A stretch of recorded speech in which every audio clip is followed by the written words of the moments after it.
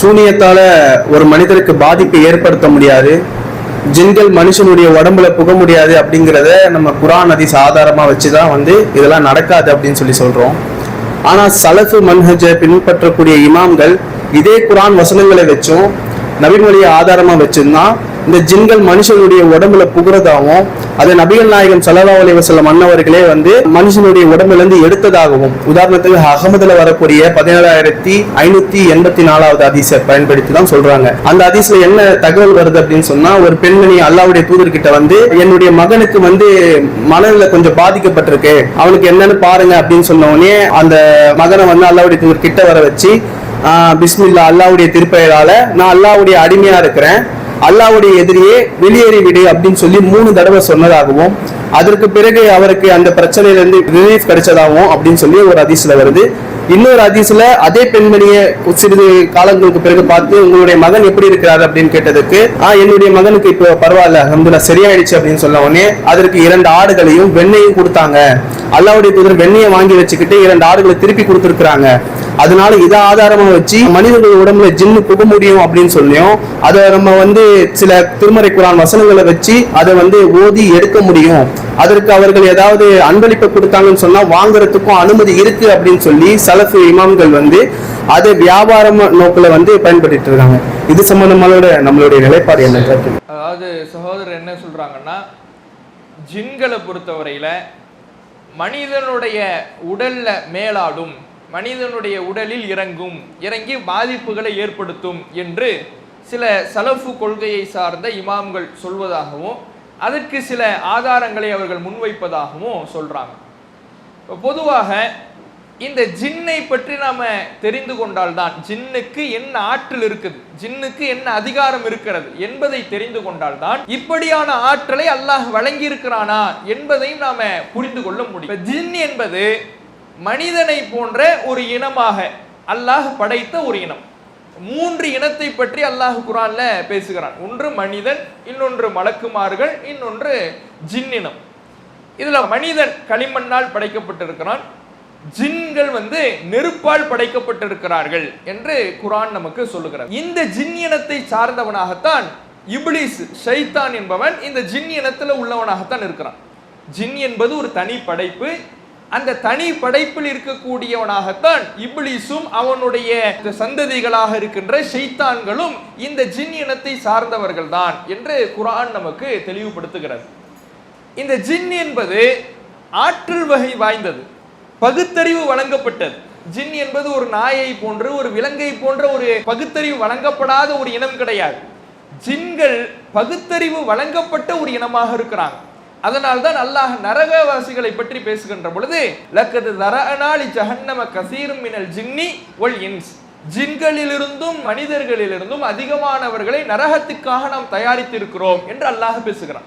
அப்ப நரகத்துக்காக அல்லாஹ் தயாரித்திருக்கக்கூடிய வகையில அவர்கள் சிந்தித்து எப்படி மனிதன் முடிவெடுக்கக்கூடியவனாக படைக்கப்பட்டிருக்கிறானோ, பகுத்தறிந்து முடிவெடுக்கக்கூடியவனாக படைக்கப்பட்டிருக்கிறானோ, அது போன்ற பகுத்தறிவு வழங்கப்பட்டவர்களாகத்தான் ஜின் இனத்தாரும் படைக்கப்பட்டிருக்கிறார்கள் என்று குர்ஆன் பேசுகிறது. அதே மாதிரி இந்த ஜின் இனத்தவர்கள் வலிமை வாய்ந்தவர்களாகவும் இருக்கிறாங்க, பலவீனமான நிலையிலே இல்லை. மனிதனை போன்ற ஒரு பலவீனமான ஒரு படைப்பாக ஜின் இனம் படைக்கப்படவில்லை. ஜின்களை பொறுத்தவரையில அவர்கள் பலமான நல்ல வலிமை வாய்ந்த படைப்பாக படைக்கப்படுறாங்க.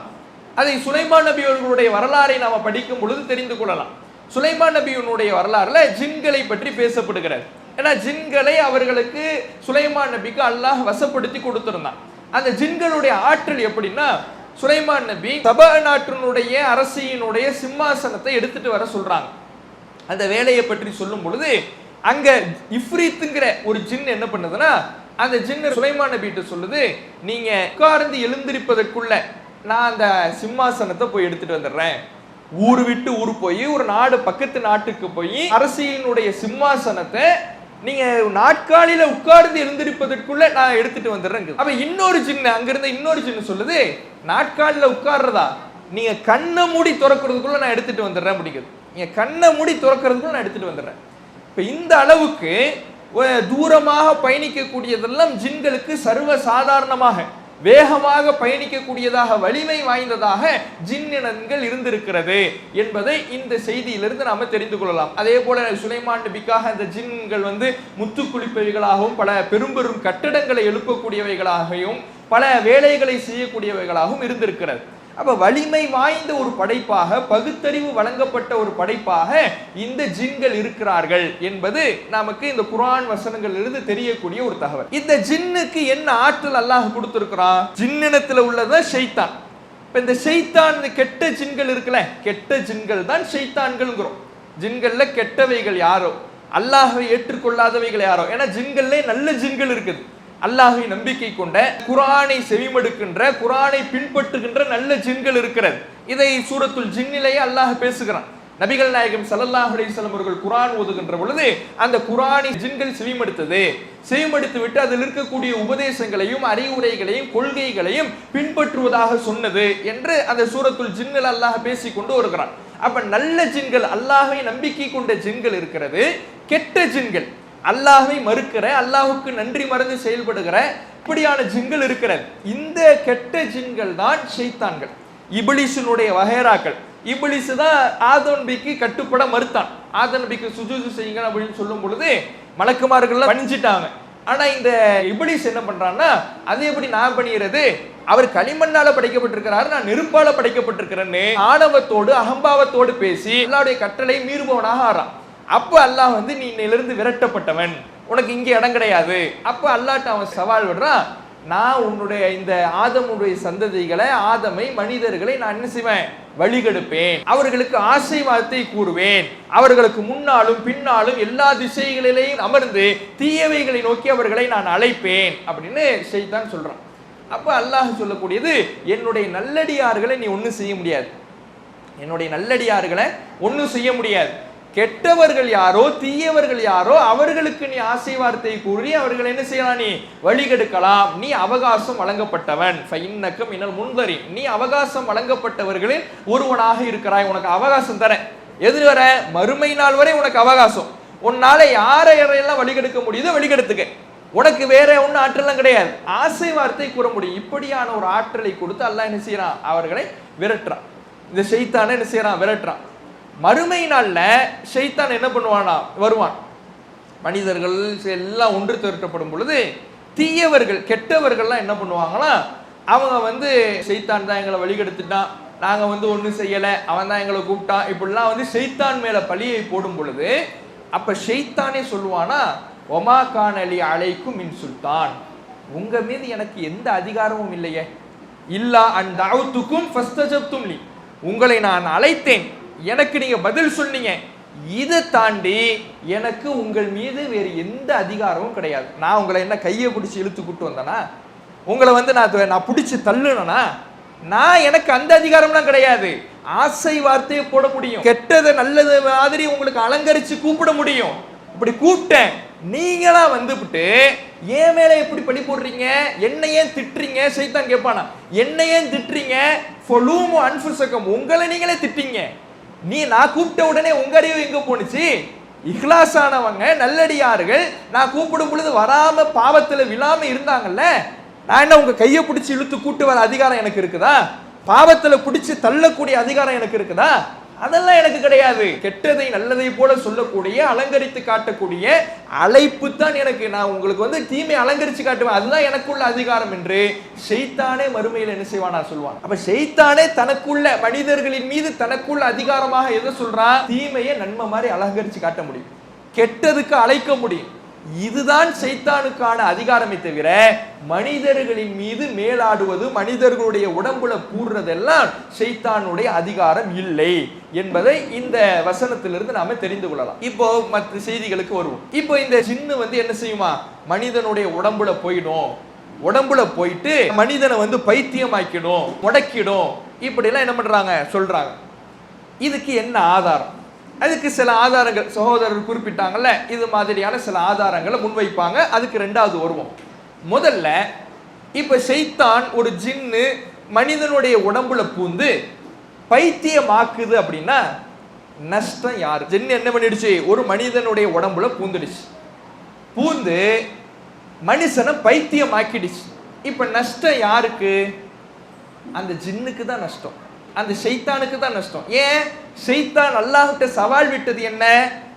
நரகவாதிகளாக உன் அடியார்களை நான் மாத்துவேன், பாவத்துல தள்ளுவேன், அவர்களை வழிகெடுப்பேன், வழிகேட்டுல வீழ்த்துவேன். இதான் அல்லாஹ்கிட்ட ஜின்னு ஷைத்தான் சொல்லிவிட்டு வந்தது. பைத்தியமாக்கிட்டா பைத்தியத்துக்கு பாவம் பதியப்படுமா? அல்லாஹ்விடத்துல பைத்தியத்துக்கு பாவம் பதியப்படுமா? குழந்தைக்கு பாவம் பதியப்படாது. குழந்தை இருக்குதுல்ல, குழந்தை இருக்கு, அந்த குழந்தைக்கு நன்மை தீமைன்னு ஏதாவது இருக்குதா? ஒண்ணுமே கிடையாது. ருஃபிஅத்தில் கலாம், பேனாக்கள் உயர்த்தப்பட்டு விட்டது என்று ரசூலுல்லாஹ் சொல்றாங்க. பேனாக்கள் உயர்த்தப்பட்டு விட்டது, அவர்களுக்கு நன்மை தீமை பதியப்படாது. அது போலத்தான் ஒரு குழந்தையே ஒரு பைத்தியத்துக்கும் மனநோய் ஏற்பட்டவர்களுக்கும் மனநல பாதிப்பு ஏற்பட்டவர்களுக்கும் ஒருத்தர் பைத்தியமா இருக்கிறார், அந்த பைத்தியத்துக்கு நன்மை தீமைன்னு ஏதாவது உண்டா? அவருக்கு எதுவுமே கிடையாது. மனநோயாளிக்கு, மனநல பாதிக்கப்பட்டவருக்கு, பைத்தியமாக இருக்கக்கூடியவர்களுக்கு நன்மை தீமைங்கிறது எதுவுமே பதியப்படாது. அவர்களை விட்டு பேனா உயர்த்தப்பட்டு விட்டதுன்னு சொல்றாங்க. அப்ப நரகத்துக்கு தள்ளுறது தான் என் வேலைன்னு அல்லாஹ்ட்ட சொல்லிட்டு வந்த ஜின்னு ஷைத்தானு மனுஷ உடம்புல பூந்து அந்த வாய்ப்பை இல்லாமலாக்குற பைத்தியம் ஆக்குமா? முதல்ல பைத்தியமாக்கிட்டா தான் தீமையே எழுதப்படாத. ஷைத்தானுடைய நோக்கமே இவனுக்கு நிறைய தீமை எழுதப்படணும், இவன் போய் நரகத்துல விழணும், இவன் வழிகேட்டுல விழணும், இதான் ஷைத்தானுடைய நோக்கம். பைத்தியமாக்கிட்டா அங்க எழுதவே படாத. அப்ப இது ஷைத்தானுடைய வேலை கிடையாது. இந்த அதிகாரமும் ஷைத்தானுக்கு என்ன செய்யப்படல? வழங்கப்படவில்லை. அர்த்தமே இல்லாத ஒரு வாதமாகத்தான் இந்த ஜின்கள் மனிதன் உடம்புக்குள்ள போவோம், ஷைத்தான் மனிதன் உடம்புக்குள்ள போவான், பைத்தியமாக்குவான், லூசாக்குவான் என்று சொல்வது அர்த்தமற்ற ஒரு வாதமாகத்தான் இருக்கிறது என்பதை இதிலிருந்து அறிந்து கொள்ளலாம். சரி, அப்ப இவர்கள் சொல்லக்கூடிய ஆதாரங்கள் என்ன சொல்லுது? அதையும் நாம சேர்த்து பார்க்கணும். இப்ப சகோதரர் ஒரு ஆதாரத்தை சொன்னாங்க. என்ன ஆதாரம்? இப்போ ஒரு பெண்மணி ரசூலுல்லாஹ்ட்ட வந்தாங்க, வந்து தன்னுடைய குழந்தையை காட்டினாங்க, அந்த குழந்தைக்கு மனநல பாதிப்பு ஏற்பட்டுருச்சு. உடனே அல்லாஹுடைய தூதர் அவர்கள் குருச்சி அதுவல்லா, அல்லாஹுடைய எதிரியே வெளியே போ அப்படின்னு சொன்னாங்க அப்படின்னு வருது. பொதுவாக இது மார்க்கத்தினுடைய அடிப்படையை தெரியாததினால்தான் செய்திக்கு இப்படியான அர்த்தத்தை, இது உள்ள ஷைத்தான் இருந்தான் அதனாலதான் ரசூலுல்லாஹ் விரட்டினாங்க அப்படின்னு மார்க்கத்தினுடைய அடிப்படையை சரியாக புரியாததினால்தான் இப்படியான அர்த்தத்தை வைக்கிறாங்க. பொதுவாக எந்த ஒரு ஆதாரமாக இருந்தாலும் சரி, குர்ஆன் வசனமாக இருந்தாலும் ஹதீஸ்களாக இருந்தாலும், அதற்கு நாம் அர்த்தத்தை கொடுக்கின்ற பொழுது, பொருளை கொடுக்கின்ற பொழுது, அந்த அர்த்தம் ஒட்டுமொத்த இஸ்லாத்தினுடைய அடிப்படைக்கும் குர்ஆனுடைய அடிப்படைக்கும் முரணில்லாத வகையில இருக்கணும். அதான் ஒரு அர்த்தத்தை கொடுக்கக்கூடியவர்கள் கவனிக்க வேண்டிய, ஒரு ஆலிம்கள் கவனிக்க வேண்டிய விஷயமே அதான். இப்ப உதாரணத்துக்கு இணை வைப்பாளர், அதாவது தர்காவாதிகள் இருக்கிறாங்கல்ல, அவங்களுடைய கொள்கையில ஒண்ணு அத்வைத கொள்கை, அதாவது வஹதத்துல் வுஜூத் அப்படிம்பாங்க. வஹதத்துல் வுஜூத்னா எல்லா இடத்துலயும் அல்லாஹ் இருக்கிறான், தூண்லையும் இருக்கிறான், துரும்புலையும் இருக்கிறாங்கம்பாங்கல்ல, அது மாதிரி அல்லாஹ் அர்ஷில் இருக்கிறான்னு குர்ஆன் பேசுது. ஆனா அவங்க என்ன சொல்லுவாங்க? தூண்லையும் இருக்கிறான், துரும்புலையும் இருக்கிறான் அப்படின்னு சொல்லிட்டு எங்க கொண்டு வந்து அதை முடிச்சு போடுவாங்கன்னா, நல்லடியார்களுடைய கை அல்லாஹ்வுடைய கை, நல்லடியார்கள்ட்ட அல்லாஹ் இருக்கிறான், இப்படி என்ன பண்ணுவாங்க? முடிச்சு போடுவாங்க. இதுக்கு ஒரு ஆதாரத்தை காட்டுவாங்க. என்ன ஆதாரத்தை காட்டுவாங்கன்னா, குர்ஆன்ல பத்ரு போர்க்களம் சம்பந்தமாக சூரத்துல் அன்ஃபால்ல இடம்பெறக்கூடிய வசனம். அதுல அல்லாஹ் சொல்றான், எதிரிகளை நோக்கி பொடி கற்கள் எரியப்பட்டது. ரசூலுல்லாஹ் அல்லாஹ் எரிய சொல்றான். இப்ப ரசூலுல்லாஹ் எரிஞ்சா, இப்ப ரசூலுல்லாஹ் நம்மளை மாதிரி மனிதர் தான். நபிகள் நாயகம் ஸல்லல்லாஹு அலைஹி வஸல்லம் அவர்கள் கல்லை தூக்கி எரிஞ்சா எவ்வளவு தூரம் போகும்? கல்லு நம்ம எரிஞ்சா எவ்வளவு தூரம் போவோமோ அதே போட்டுதான் போகும். நபிகள் நாயகம் உடல் அளவிலே வலிமையிலே அதிகமாக இருந்ததுனால கொஞ்சம் கூட போகும். ஆனால் அந்த கல்லெல்லாம் போய் எதிரிகளை அடிச்சு துவம்சம் பண்ணுது. எரியக்கூடிய கல்லு எதிரிகள் அடிச்சு காலி பண்ணுது. அப்ப அல்லாஹ் சொல்றான், வமா ரமைத்த இது ரமைத்த வலாக்கின்னல்லாஹ ரமா. நீங்க எரிஞ்சிங்கல, அப்ப நீங்க எரியல, அல்லாஹ் எரிஞ்சான். நீங்க எரிஞ்ச நேரத்துல யார் எரியல? நீங்க எரியல, அல்லாஹ் எரிஞ்சான் அப்படின்னு சொல்லக்கூடிய இந்த வசனத்தை வச்சுட்டு பாத்தீங்களா, ரசூலுல்லாஹ்வுடைய கை யாருடைய கை? அல்லாஹ்வுடைய கைன்னு விட்டு முடிச்சு போட்டாங்க. இது யார் செஞ்சது? குர்ஆனுடைய அடிப்படையை தெரியாம இணை வைப்பாளர்கள் இப்படி செஞ்சாங்க. இப்படியான வாதத்தை வைக்கும் பொழுது இன்னைக்கு சூனியத்தையும் ஜின்களையும் நம்பிக்கிட்டு இருக்கிறாங்கல்ல, இவங்க சொன்ன பதில் என்ன தெரியுமா? நாமளும் அந்த பதில் தான் சொல்றோம், அவங்களும் அன்னைக்கு சொன்ன பதில் என்ன தெரியுமா? இப்படி பொருள் வைக்க கூடாது. ஏன்னா குர்ஆனுக்கு முரணாக அர்த்தம் செய்யக்கூடாது, குர்ஆன் சொல்லக்கூடிய அடிப்படைக்கு முரணாக அர்த்தம் செய்யக்கூடாது. அல்லாஹ் எரிஞ்சான்னா அல்லாஹுடைய உதவி அந்த கல்லுல வந்துச்சு, அல்லாஹுடைய உதவி அங்கே தாக்குனுச்சு தானே தவிர அல்லாஹுடைய கையும் ரசூலுல்லாஹ்வுடைய கையும் ஒண்ணுதான் இப்படி விளங்க கூடாதுன்னு சொன்னவங்க இன்னைக்கு எப்படி குர்ஆனுக்கும் ஜின்களை பற்றி மார்க்கம் சொல்லி தருகிற அடிப்படைக்கு முரணாக ரசூலா வெளியே போன்னு சொல்லிட்டாங்கல்ல, அப்ப உள்ள யார் இருந்தது? ஷைத்தான் இருந்தான். ஷைத்தான் மனிதன் உடலுக்குள்ள இறங்கி பாதிப்பை ஏற்படுத்துவான்னு மார்க்கத்தினுடைய அடிப்படைகளை கவனிக்காம பொருள் செய்யறத பார்க்கணும். அப்ப மார்க்கத்தினுடைய அடிப்படையை பத்தி நாம ஏற்கனவே சொன்னோம். ஜின்னு என்றால் அதுக்கு என்ன ஆற்றல்? ஷைத்தானுக்கு இருக்கிற ஆற்றல் என்ன? வழிகெடுப்பது மட்டும்தான் ஷைத்தானுடைய ஆற்றல். ஆசை வார்த்தை போடுவது மட்டும்தான் ஷைத்தானுடைய ஆற்றலை தவிர ஒரு மனிதனுடைய உடம்புல இறங்கி பைத்தியமாக்குகிற ஆற்றல் ஷைத்தானு கிடையாது. அப்படி பைத்தியமாக்குவது ஷைத்தானுடைய ஆற்றல் நம்புவதாக இருந்தால் அது அர்த்தமற்ற வாதம். ஏன்னா பைத்தியத்திற்கு பாவமே எழுதப்படாது, நன்மை தீமை எழுதப்படாது. பாவம் எழுதப்படாத ஒரு பாதிப்பை மனிதனுக்கு ஏற்படுத்துவது ஷைத்தானுக்கே ஏற்படுகிற நஷ்டம் தான். ஏன்னா அவன் சொல்லிட்டு வந்ததே இவங்களை நரகத்துல சேர்ப்பந்தாண்டு. அப்ப நரகத்துல சேர்க்கக்கூடிய காரியமாக இது இருக்காது. அப்ப இது ஒரு அர்த்தமற்ற வாதமாக இருக்குன்னு பார்த்தோம். அப்ப இதையெல்லாம் கவனிக்கிற பொழுது இந்த ரசூலுல்லாஹ்வுடைய செய்தி இதை பற்றி பேசல. அப்ப எதை பற்றி பேசுது? பொதுவாக தீய காரியங்கள் இருக்குதுல்ல, கெட்ட விஷயங்கள், கெட்ட விஷயங்களுக்கும் கெட்ட மனிதர்களுக்கும் ஷைத்தானோடு தொடர்பு படுத்தி மார்க்கத்துல பேசப்படும். அதுக்கு ஒரு உதாரணம் என்னன்னா, ஒரு 2 செய்தியை மட்டும் உதாரணமா சொல்லுவோம். ஐயூப் நபிக்கு நோய்வாய்ப்பட்டாங்கல்ல, ஐயூப் நபி நோய்வாய்ப்பட்டாங்க. அதை பற்றி குர்ஆன் 2 இடத்துல பேசுது. ஒரு இடத்துல பேசும் பொழுது மஸ்ஸனி துர், எனக்கு என் உடம்புல தீங்கு ஏற்பட்டுருச்சு, நோய்வாய் ஏற்பட்டுருச்சு, தீங்கு ஏற்பட்டுருச்சுங்கிறாங்க. அதே ஐயூப் நபி பேசக்கூடிய வார்த்தையை இன்னொரு இடத்துல அல்லாஹ் பதிவு செய்யும் பொழுது அன்னி மஸ்ஸனிய ஷைத்தான், ஷைத்தான் என்னை தீண்டி விட்டான் அப்படிங்கிறாங்க. அப்ப நோயை பற்றி, நோய்ங்கிறது ஒரு கெட்ட விஷயம், நோய்ங்கிறது நல்லதா? நோய்ங்கிறது நல்லது இல்லை, கெட்டது. அப்ப கெட்டதை பற்றி பேசும் பொழுது அதை ஷைத்தானோடு தொடர்பு படுத்துகிற ஒரு நிலை என்பது குர்ஆனிலே அரபு மொழியிலே இருக்கக்கூடிய ஒரு பழக்கம். அந்த அடிப்படையில தான் ஐயூப் நபியை பற்றி அல்லாஹ் பேசுகின்ற பொழுது ஐயூப் நபிக்கு நோய் ஏற்பட்டுச்சு, அதை அல்லாஹ் ஒரு இடத்துல பதிவு செய்யும் பொழுது லுர், எனக்கு தீங்கு ஏற்பட்டுச்சு, தீங்கு என்னை தீண்டி விட்டதுன்னு பதிவு செய்யலாம். அதே விஷயத்தை இன்னொரு இடத்துல பதிவு செய்யும் பொழுது ஷைத்தான் என்னை தீண்டி விட்டான்னு பதிவு செய்கிறான். அப்ப இந்த ரெண்டுத்துக்கு எப்படி சேர்த்து புரிஞ்சுக்குவோம்? கெட்ட விஷயமாக இருக்கிற நோயை ஷைத்தானோடு தொடர்பு படுத்துகிற வழக்கம் இருக்குது. அப்ப நோயை ஷைத்தான் நோயை ஏற்படுத்துவானா? ஷைத்தான் நமக்கு காய்ச்சல் ஏற்படுத்துவான், ஹார்ட் அட்டாக் ஏற்படுத்துவான், இப்படி சொல்ல முடியுமா? சொல்ல முடியாது. பொதுவாக நோயே ஒரு கெட்ட விஷயம். கெட்ட விஷயத்தை பொறுத்தவரையிலே அல்லாஹ்வோடு இணைக்காமல், அது நோய் யார்கிட்ட வருது? அல்லாஹ் இடத்துல இருந்து வருது. இப்ராஹிம் நபி சொன்னாங்க, இதா மரில்து ஃபஹுவ யஸ்ஃபீன், நான் நோய் உற்று விட்டால் அவனே எனக்கு நிவாரணம் தருகிறான். நோய் நம்முடைய நிவாரணம் எல்லாமே யாற்றிலிருந்து வரக்கூடியதான்? அல்லாஹ்விடத்திலிருந்து வரக்கூடியதான். அப்ப அந்த அல்லாஹ்விடத்திலிருந்து நோய் வந்தாலும் நல்ல விஷயத்தை அல்லாஹ்வோடு இணைத்து விட்டு கெட்ட விஷயங்களை மரியாதை நிமித்தமாக அல்லாஹ்வோடு இணைக்காமல் ஷைத்தானோடு இணைத்து பேசுகிற வழக்கம் மார்க்கத்துல, குர்ஆன் ஹதீஸ்ல, அரபு மொழியில இருக்குது. அந்த அடிப்படையில தான் ஐயூப் நபியுடைய நோயை பற்றி பேசும் பொழுது ஷைத்தான் என்னை தீண்டி விட்டான். ஷைத்தான் தீண்டிட்டான்னா ஷைத்தானால் நோய் வந்ததுங்கிற அர்த்தம் கிடையாது. நோய் எனக்கு வந்துடுச்சு. அந்த நோயை பத்தி பேசும் பொழுது எப்படி ஒரு பேசுறாங்க? ஷைத்தான் என்னை தீண்டிட்டான் அப்படின்னு பேசுறாங்க. நோயை ஷைத்தானோடு இணைப்பது. அதே மாதிரி இப்ப தொழுதுகிட்டு இருக்கிறோம். தொழுதுகிட்டு இருக்கும் பொழுது ஒருத்தர் குறுக்குல போறார். என்ன சட்டம்? ஒருத்தர் குறுக்குல போனாருன்னா அவரை தடுங்கிறாங்க சொல்லலாம். ஒருத்தர் குறுக்குல போறாருல, அவரை தடுங்க. மீறி அவர் முண்டிக்கிட்டு போறார், சண்டை இடுங்கிறாங்க. தொழுகையில நீங்க இருந்தாலும் அவரை சண்டையிட்டு தடுத்து நிறுத்துங்க. அவர் முண்டிக்கிட்டு போனாலும் தடுத்து, ரொம்ப எவ்வளவு தடுக்க முடியுமோ தடுத்துருங்க. அதையும் மீறி அவர் போனார்னா அவர் ஷைத்தான் அப்படிங்கிறாங்க. அவர் யாரு? ஷைத்தான். அவர் என்ன ஷைத்தானா? ஷைத்தானா கண்ணுக்கே தெரிய மாட்டாரே. அப்ப குறுக்கில போவது என்பது, தொழுகைக்கு குறுக்கே செல்வது என்பது ஒரு கெட்ட விஷயம், ஒரு பாவமான விஷயம். அது ஒரு மனிதர் செய்யும் பொழுது அவரை யாரோடு தொடர்புபடுத்தி பேசுறாங்க? ஷைத்தானோடு தொடர்புபடுத்தி பேசுறாங்க. இப்படி ஒரு கெட்ட மனிதனாக இருந்தாலும் கெட்ட விஷயமாக இருந்தாலும் அதை ஷைத்தானோடு தொடர்பு படுத்தி பேசக்கூடிய வளமை மார்க்கத்தில் இருக்கிறது. அப்போ ஒரு குழந்தைக்கு ஒரு மன பாதிப்பு இருக்குதுன்னா அதை ரசூலுல்லாஹ் எப்படி சொல்றாங்க? உஹ்ருஜி அதுவல்லா, அல்லாஹ்வுடைய எதிரியே வெளியேறு அப்படின்னு சொல்றாங்கல்ல. உண்மையிலேயே ஜின்னு ஷைத்தான் உள்ள உட்கார்ந்துக்கிட்டு பைத்தியமாக்கிடுச்சுன்னு இல்ல, அந்த பைத்தியம் என்கின்ற மனநோய் கெட்ட விஷயம். அதை ரசூலுல்லாஹ் நீக்குவதற்கு யாரோடு தொடர்புபடுத்துறாங்க? பைத்தியம்ங்கிறது கெட்ட விஷயம். அந்த கெட்ட விஷயத்தை யாரோடு தொடர்புபடுத்தி பேசுறாங்க? ஷைத்தானோடு தொடர்புபடுத்தி பேசுறாங்க. ஷைத்தானே ஏற்படுத்திட்டாங்கிறது அர்த்தம் கிடையாது.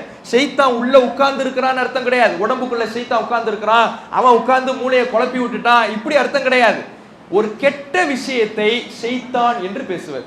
நோய் ஷைத்தான், கெட்ட மனிதன் ஷைத்தான். இப்படி ஒரு விஷயத்தையும், கெட்ட விஷயத்தையும் கெட்ட மனிதர்களையும் ஷைத்தான் என்று பேசுகின்ற வளமையின் அடிப்படையில தான் ரசூலுல்லாஹ் அந்த குழந்தையை பார்த்து உஹுருஜ அதுவல்லா, அல்லாஹ்வுடைய எதிரியே வெளியேறுன்னு சொன்னாங்க என்பதை நாம இப்படி புரிந்தால் மட்டும்தான், நாம ஏற்கனவே சொன்னோம்ல மார்க்கத்தினுடைய ஜின்னை பற்றி அடிப்படை, இதற்கெல்லாம் முரணில்லாத வகையில் இருக்கும். இல்லைன்னா என்னாகும்? குர்ஆன் வசனத்தை ஒன்னோடு ஒன்று மோத விடக்கூடிய நிலை ஏற்படும். அப்படி மோத விடக்கூடாது. குர்ஆன் வசனத்துக்கு முரணில்லாத வகையில தான் புரிய வேண்டும் என்பதை இது காட்டுகிறது. இதே மாதிரி இன்னொரு குர்ஆன் வசனத்தையும், இப்ப சகோதரர் ஒரு ஆதாரத்தை குறிப்பிட்டாலும் இது தொடர்பாக இருக்கக்கூடிய மேலதிக தகவலை நாம தெரிஞ்சுக்கிட்டாதான் இது தொடர்பான குழப்பத்தில் நாம விழாம இருக்க முடியும். இன்னொரு வசனத்தை ஆதாரமா காட்டுவாங்க. என்ன வசனம் அப்படின்னா, மறுமை நாள்ல வட்டி வாங்கியவர்கள் எழுப்பப்படுவதை பற்றி பேசக்கூடிய வசனம். அதுல அல்லாஹ் என்ன சொல்றாங்கன்னா, யகூமு இல்லா கமா யத்தஹப்பத்துஹு ஷைத்தான், ஷைத்தான் தீண்டியவனை போன்றே தவிர அவர்கள் எழுப்பப்பட மாட்டார்கள், எழமாட்டார்கள். மறுமையில வட்டி வாங்கியவங்க எழுப்பப்படுவாங்க அல்லாஹ்வால. அவங்க எப்படி எழுப்பப்படுவாங்கன்னா, ஷைத்தான் தீண்டியவனை போன்றே தவிர. அதை எப்படி கொண்டு வராங்க? ஷைத்தான் தீண்டியதுன்னா பைத்தியமா மறுமை நாள்ல எழுப்பப்படுவான். அப்ப பைத்தியமா எழுப்பப்படுறத அல்லாஹ் ஷைத்தானோடு தொடர்பு படுத்தி சொல்றான்னா, ஷைத்தான் அப்ப பைத்தியம் ஆக்கிடுவான்ல, ஷைத்தான் அப்ப மூளையை குழப்பிடுவான்ல, ஒரு மனிதனுடைய உடம்புல இறங்கி பைத்தியமாக்கி அவனை தள்ளிடுவான்ல, வீழ்த்திடுவான்ல, இப்படி நம்புறாங்க. இதே கேள்வி நம்ம ஏற்கனவே கேட்டோம்ல, அதே கேள்வி இந்த வசனத்துக்கு பொருந்தும். பைத்தியமாக்குறதுனால ஷைத்தானுக்கு என்ன பிரயோஜனம்? பைத்தியமாக்குனா அவன் சவால்ல தோத்துறான்னு அர்த்தம். அல்லாஹ்ட்ட சவால் விட்டுட்டு வந்தான்ல, நான் அவர்களை வழி கெடுப்பேன், நரகத்துல தள்ளுவேன்னு, அதுல அவன் தோத்து போயிடுறான். அது அவனுக்கு தேவையே இல்லாத விஷயம், அது அவனுக்கு எகென்ஸ்டான எதிரான விஷயம். ஏன்னா பைத்தியமாயிட்ட பாவம் பதியப்படாது. இவனை நான் காப்பாத்திடுறேன்னு சைத்தான் காப்பாத்துவான். பைத்தியமாகிட்ட ஒரு மனிதரை காப்பாத்துறான்னு அர்த்தம். சைத்தான் அப்படி காப்பாத்தவ செய்வான். அப்ப அர்த்தமே இல்லாமல் இவன் மார்க்க வசனங்களையும் ஹதீஸ்களையும் எப்படி புரிந்து கொள்வது என்று தெரியாமல் இப்படி அடிப்படைக்கு முரணாக புரிந்து கொள்வதை பார்க்கிறோம். பைத்தியத்தை போல அவர்கள் எழுப்பப்படுவார்கள். பைத்தியம் என்பது ஒரு கெட்ட விஷயம், அதனால் அது ஏதோ யாரோடு தொடர்புபடுத்தப்படுகிறது? ஷைத்தான் என்று தொடர்புபடுத்தி பேசப்படுகிறது தவிர ஷைத்தான் உடம்புக்குள் இறங்கி பைத்தியமாக்குவான் என்பது இல்லை. அந்த அதிகாரம், அந்த ஆற்றல் ஷைத்தானுக்கு கிடையாது என்பதை என்ன செய்யணும்? புரிந்து கொள்ள வேண்டும். அல்லாஹு அக்பர், அல்லாஹு அக்பர்.